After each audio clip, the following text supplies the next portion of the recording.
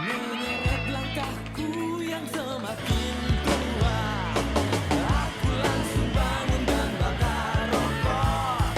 Tendang-tendang ranjangku yang bodoh. Mengapa aku masih di kamar ini? Apa mesti mimpi itu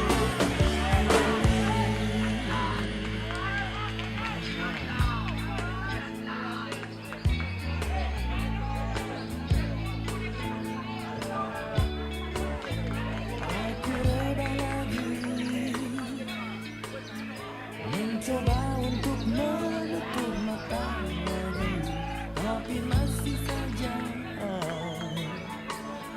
pikiran itu lagi yang datang.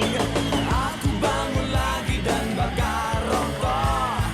Ku tendang-tendang ranjangku yang bobrok.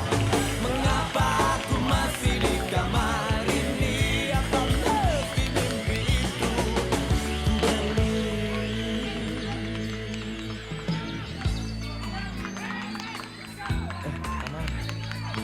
Gue udah muak di sini. Gue harus pindah dari sini. Tapi gue belum mampu gitu.